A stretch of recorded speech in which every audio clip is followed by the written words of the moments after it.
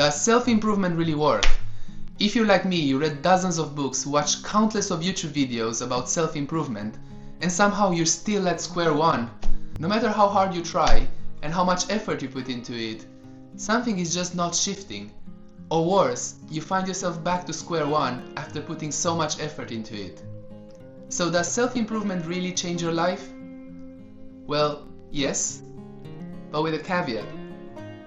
When I was in high school, I was very introverted.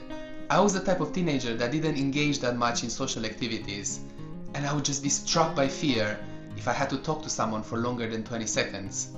And most of the time, I would just be stuck in my head. In my senior year, I decided I wanted to change, and I started pushing myself to improve. I started reading self-help books, going to the gym more often, and socializing. Initially it felt great.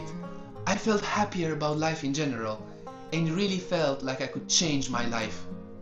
After a while, I started feeling myself getting tired by the process.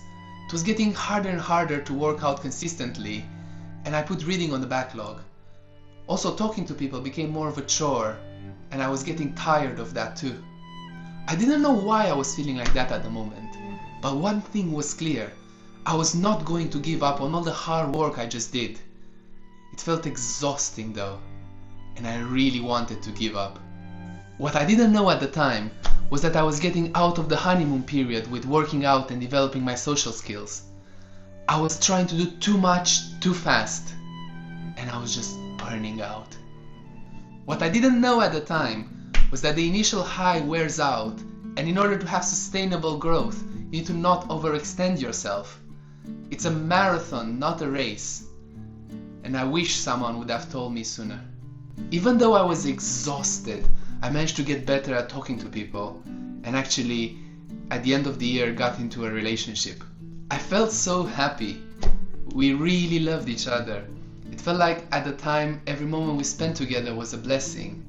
And each day after school, we'll go out and explore the city, or do some other activities, or play video games. Suddenly, I didn't need to work out or improve myself, because I knew I had someone who loved me for who I was. Or so I thought, but I forgot she fell in love with me because of the person I was when she met me, and I was slowly pulling back into my original self. I stopped improving myself, and all the muscles I got from the gym were also starting to pull away.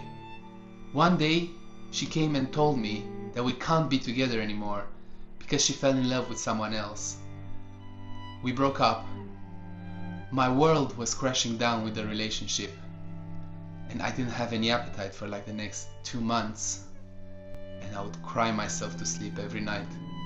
The important lesson I got from that experience was that I rubber banded back to my original self. I was once again the shy kid who didn't want to talk to anyone, and I stopped working out. And the key takeaway here is that the rubber band effect will always pull us back to our default state. The only question I had at the time was, how can I cut this rubber band? Or what can I do about it?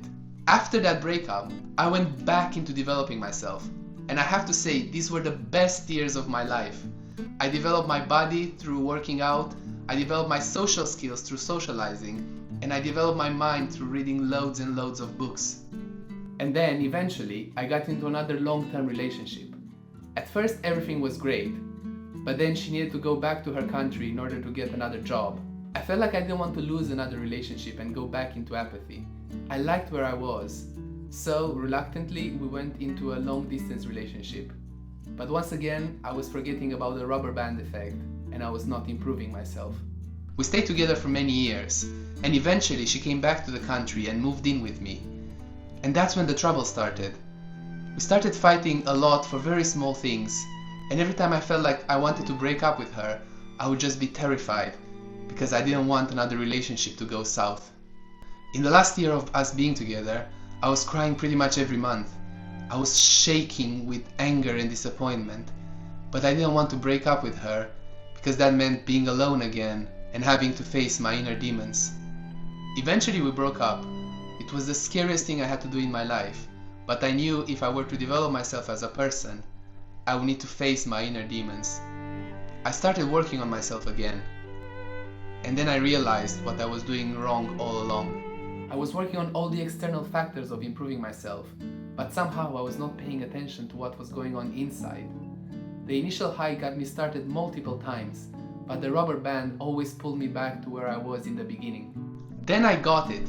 In order to properly develop yourself, you need to trim down the weeds you have inside while also working on building yourself outside. And the best way to describe it here, it's as if you're trying to build a house without proper foundation. For example, if you're only trying to build the walls and the roof, the house will just come crashing down because there's no proper foundation. And I realized that's what was happening to me all these years. After a breakup, I restarted working on myself, but this time I did it right.